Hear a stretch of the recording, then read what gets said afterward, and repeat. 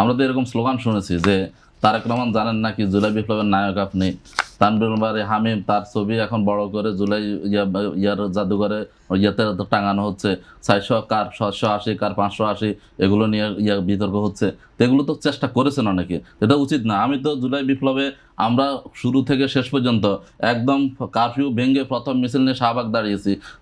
1 তারিখে আমার বাসায় ঘেরাও করে যৌথ বাহিনী অভিযান চালিয়েছে। আমরা ইয়াতে কফিন সরবরাহ করা থেকে শুরু করে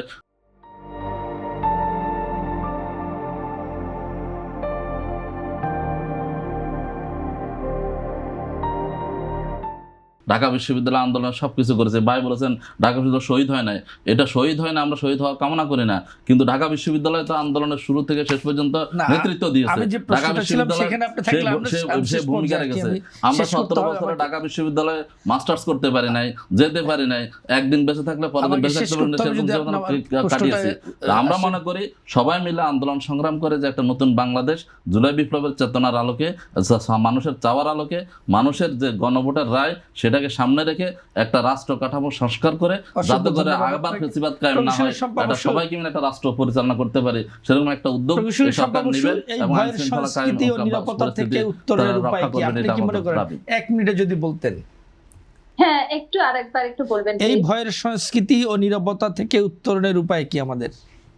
আচ্ছা, আমরা একটা কথা বলে ফেলি, সেটা হচ্ছে যে 24-এর আন্দোলনের পরে আমরা দেখলাম 71 ভার্সেস 24, মানে 71-এর বিপরীতে 24-কে দাঁড় করানো হলো, কিন্তু স্বাধীনতার বাংলাদেশের মুক্তিযুদ্ধ এবং স্বাধীনতার সংগ্রাম সেইটাকে ঊর্ধ্বে ধরে আমরা 90-এর গণ অভ্যুত্থান, গণতন্ত্র চেয়েছি।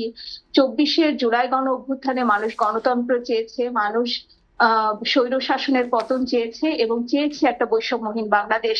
আমরা মনে করি যে সেই চেতনাকে যখন আমরা ঊর্ধ্বে তুলে ধরবো, এই সরকারের কাছে কিন্তু আমাদের প্রত্যাশাটা সেটাই যে মানুষের যে আকাঙ্ক্ষা, সেই আকাঙ্ক্ষার তারা বাস্তবায়নের উদ্যোগ নেবে। আমরা মনে করি যে দ্রুত যত ধরনের মব সন্ত্রাস আছে সেই মব সন্ত্রাসের বিরুদ্ধে বিচারহীনতার যে রেওয়াজটা আছে, বিচারটা করতেই হবে, সমস্ত নির্যাতনের বিচার করতে হবে এবং জবাবদিহিতা লাগবে, তাহলে আমরা আসলে এই সমাধানটা পাবো।